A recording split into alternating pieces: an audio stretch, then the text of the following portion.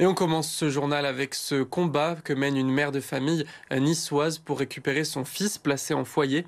Depuis près d'un an, Patricia se démène pour dénoncer un placement qu'elle juge abusif et dangereux pour son fils Charlie, âgé de 8 ans. Après avoir été déboutée une première fois par la justice, elle a décidé de porter à nouveau l'affaire devant les tribunaux. Cédric Adam l'a rencontré. 11 mois à présent que Charlie ne vit plus avec sa mère. Pleine d'espoir de le retrouver, Patricia lance la semaine dernière une nouvelle demande pour récupérer son fils. Toujours en attente d'une réponse, cette mère ne perd pas espoir même s'il y a un peu plus d'un mois, la déception était immense. Le 28 juin dernier, malgré le soutien de nombreuses associations, le juge décide de maintenir Charlie en foyer pour 1 an supplémentaire. Une décision terrible pour cette maman. Toutes les conditions étaient réunies puisque le procureur s'est dit favorable à une main levée de ce placement. Le foyer l'était également. Né d'un père condamné pour violence conjugale, Charlie le rejette et ne veut plus le voir. Les services sociaux décident alors de placer le petit garçon de 7 ans à l'époque. 1 an après, la situation n'a pas changé. Le père insiste alors pour qu'il reste en foyer. Une décision actée par le juge pour enfants. Je peine à bout de bras à faire les suivis médicaux. Mais vraiment, il n'est pas à sa place et il doit vraiment rentrer à la maison. Démunie, la mère de Charlie dénonce aussi les violences que son fils subirait au sein du foyer.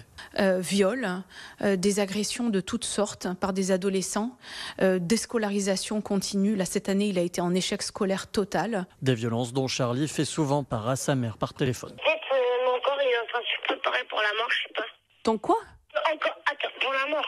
Parce que Pourquoi? encore un gros coup de ça qui dégouline par terre. Oui, Charlie, je suis mort. Prête à tout pour récupérer son fils, elle a déposé plainte contre le juge en charge du dossier et les travailleurs sociaux. Elle leur reproche de fausses dépositions lors d'entretiens menés avec Charlie. J'ai qu'une hâte, c'est qu'il puisse rentrer à la maison, retourner dans sa vie, dans ce qui le constituait, dans ses plaisirs et tous ces moments magnifiques qu'il pouvait avoir avec moi, avec sa famille, avec ses amis. Un combat qu'elle mène aussi avec le soutien de nombreuses associations militant pour rendre Charlie à sa maman. Il va y avoir une reconstruction énorme. Plus il va être pris en charge et il va revenir doucement vers sa vie. Mais ça ne sera pas facile parce qu'il a été brisé. Face à l'urgence de la situation, Patricia n'attend plus qu'une chose, pouvoir récupérer son fils et prendre soin de lui.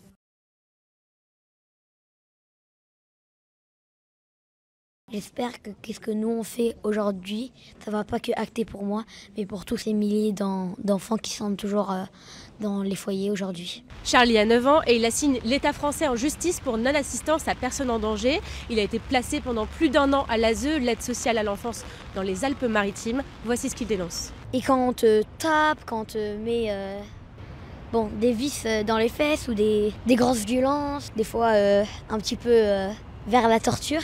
Et des choses comme ça, vous savez. Il a été déscolarisé pendant plusieurs mois. Il a subi des actes de torture et de barbarie innommables. Aujourd'hui, même s'il est rentré à la maison, il est extrêmement traumatisé.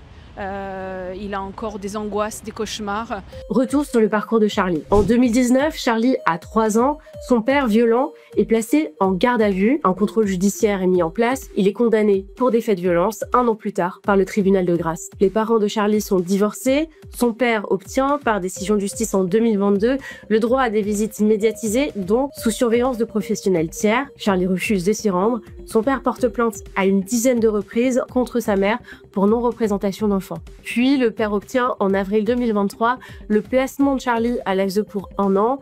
Il y subit, selon son avocate Frédéric Martin, agression, déscolarisation, mauvais accès aux soins. Plus largement, l'avocate dénonce un dysfonctionnement du service public de la justice. Pendant l'audience, une agente judiciaire de l'État qui représentait l'ASE a assuré que l'assignation de Charlie concernait le service public de la justice rattaché au département des Alpes-Maritimes, plutôt que l'État, et elle a aussi expliqué que les plaintes étant toujours en cours pour la plupart, l'ASE n'est pas en mesure de se défendre des griefs qui lui sont reprochés. Je sors avec de la déception. L'État est toujours dans le déni de ce qu'il nous a infligé, dans le déni de l'absence de la protection de Charlie. Je ne suis pas déçue, je savais que ce serait difficile de pouvoir être entendue, je dirais même d'être comprise en fait, parce que je porte la parole de nombreuses mères, de nombreux parents qui attendent beaucoup de l'État, qui attendent d'être reconnus dans les défaillances et les dysfonctionnements. Cette notion de protection de l'enfance, c'est aussi l'État qui doit être impliqué, c'est ce que nous recherchons à acquérir. L'aide sociale à l'enfance connaît une crise grave, selon un rapport d'enquête de l'Assemblée nationale.